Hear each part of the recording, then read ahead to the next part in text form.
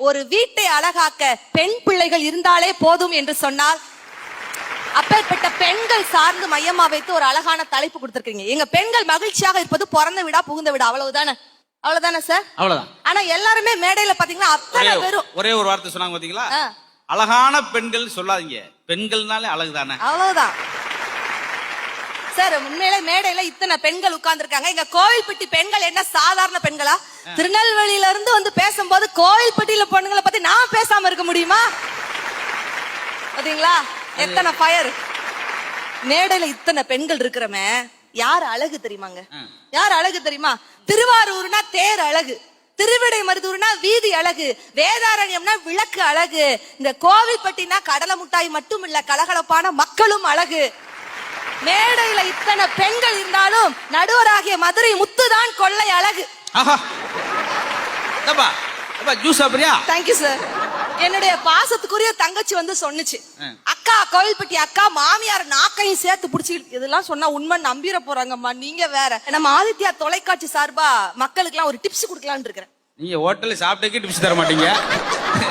நீங்க வந்து மாமியார் இருக்க சண்டை வராம இருக்கணும் என்ன பண்ண தெரியுமா? என்ன பண்ணும்? எனக்கு எங்க மாமியாருக்கு சண்டை வரும், நான் இல்லன்னு சொல்லல. எங்க மாமியா என்ன பண்ண தெரியுமா? ஒரு உருட்டு செம்பு அதை வடிச்சிட்டு என் மேல அப்படியே தூக்கி வீசுங்க. அதுக்கு பேர் என்ன பேரு நினைச்சீங்க? ஒரு இல்லற கிரிக்கெட்டே விளையாடிட்டு இருக்கோங்க. எங்க மாமியார் உருட்டு செம்பத்துக்கு என் மேல வீசும், அதுக்கு பேர் பவுலிங். நான் கிச்சனுக்குள்ள தோசை விட்டுட்டு இருப்பேனா, அந்த சட்டாப்பைய வச்சு அப்படி வர்ற சொம்ப டக்குன்னு அடிச்சு விடுவேன். அதுக்கு பேர் என்ன பேரு? பேட்டிங். அந்த செம்பு எங்க வீட்டு காம்பவுண்ட் சோறுக்குள்ள விழுந்துச்சுன்னா 4, காம்பவுண்ட் சோரை தாண்டி அப்புறாக்கா விழுந்துச்சுன்னா 6. வீட்டுக்கார மேல விழுந்து அவுட். அதையா நீங்க பாக்குறீங்க? எந்த விளையாட்டுல அவுட்டா போறது ஆம்பளதான். அதெல்லாம் பாக்க ஓரத்துல போய்கிட்டு இருப்பேன், சொத்துன்னு ஐயோயோன்னு சொல்லுவான். நடுவர் அவர்களே நல்லா உத்து பாருங்க.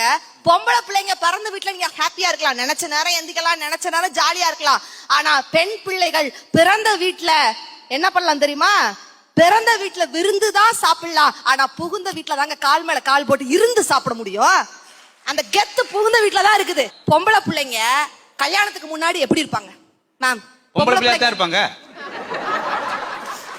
கல்யாணத்துக்கு முன்னாடி பொம்பளை பிள்ளைங்க எப்படி இருப்பாங்க தெரியுமா? அப்படி சிக்கன் சிம்ரன் மாதிரி அப்படி செதுக்கி வச்ச சேலை மாதிரி ஒல்லியா இருப்பாங்க. என்னைக்கு பிறந்த வீட்டுல இருந்து புகுந்த வீட்டுக்கு வராங்களோ மண்ணெண்ண பேரல் மாதிரி சர்றன்னு பெருசாராங்களே, என்ன காரணம் நடுவரவர்களே? பிறந்த வீட்டுல சொந்த காசு சாப்பிடும்போது சுருக்கி சுருக்கி வேணாம். ஒரு அம்மாலாம் 20 நாளா பட்டினியா கிடந்துச்சு. ஏமா அடுத்த வாரம் எனக்கு கல்யாணம் ஆக போகுது சார், அங்க போய் சாப்பிட்டுக்கிறேன். பிறந்த வீட்டுல அப்பன் காசு, புகுந்த வீட்டுல புருஷன் காசு. எங்க வீட்டுல எடுத்துக்கோங்களேன், கல்யாணம் முடிஞ்ச புதுசுல எங்க அத்தை எங்க வருமா என் மவனுக்கு சாப்பாடு எல்லாம் கரெக்டா இருக்கணும், உப்பு உரப்பு கொஞ்சம் மாறிச்சுன்னு வச்சுக்கோங்களேன் தட்டு பறக்கும் அப்படின்னுச்சு. எனக்கு பயம் தாங்கி போச்சு. ஐயோ மாமாவுக்கு கரெக்டா எல்லாம் கொடுக்கணும் போல, என்னமோ விலகிடக்கூடாது, எனக்கு வேற சாப்பாடு அரைகுறையாதான் தெரியும், ஓகே அப்படின்ட்டு சமாளிச்சிடலாம் அப்படின்னு நிக்கிறேங்க.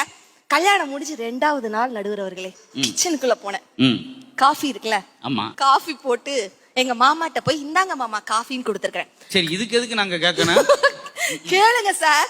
காஃபி அப்படி ஒரு மடக்கு தான் குடிச்சவரு அடே பாரதி அப்படின்னு கோப்பிட்டாரு. எனக்கு வெளவெளுத்து போச்சு. ஐயோ காஃபில எல்லாம் கரெக்டா போட்டானா குடுக்குடு ஓடி மாமா என்ன மாமா அப்படின்னு. காஃபில சீனி போட்டியாடி? காஃபி கசக்குது. இல்ல மாமா போட்டேனே மாமா, எங்க குடி அப்படின்னாரு. நான் வாங்கி குடிச்சேன். இப்ப குடிச்சிட்டு சொன்னாரு, இப்ப தாண்டி காஃபி இனிக்குது. ஓ பல்லு விளக்காதனால அந்த டேஸ்ட் கூடுது. இந்த ஹாப்பிலாம் எப்ப கிடைக்கும்?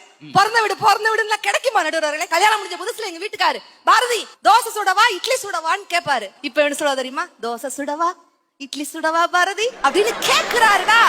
என் பெண் பிள்ளைகள் சாமர்த்தியசாலிகள், எந்த இடத்துல போனாலும் எதிர்நீச்சல் போட்டு அப்படி ஜாலியா ஜாமுன்னு நிப்ப நடுவர்களே. நான் கேக்குறேன், கல்யாணத்துக்கு முன்னாடி தான் ரொம்ப கெடுபடியா இருப்பாரு, அப்புறம் எடுபடியா இருப்பாரு.